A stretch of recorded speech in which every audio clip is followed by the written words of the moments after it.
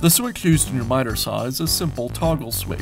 After years of use, the switch can wear out. It may completely stop working, so you won't be able to turn the saw on at all. It might fail sporadically, working sometimes and not others. Sometimes the motor brake portion of the switch will go bad, making it so the brake doesn't kick on after a cut. Replacing the switch is a repair that you can do yourself, and I'm going to show you how. Hi, I'm Mark Soja. Do-it-yourself repairs like these are easier than you might think. From lawn machines to cordless drills, kitchen mixers, Outdoor grills. our how-to videos walk you through each repair from start to finish. So doing it yourself means never having to do it alone. Let's get started. I'll begin by removing the top of the switch handle.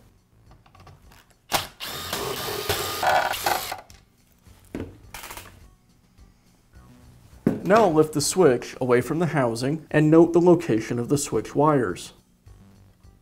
Then I'll go ahead and remove the wires.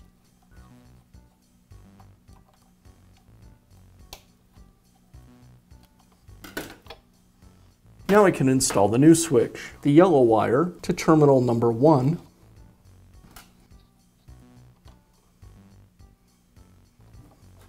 The white and orange go to the middle terminal. And the black wire to the third terminal.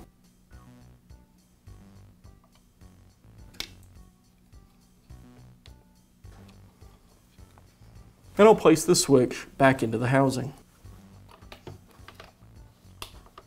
I'll finish by reinstalling the trigger safety and the cover.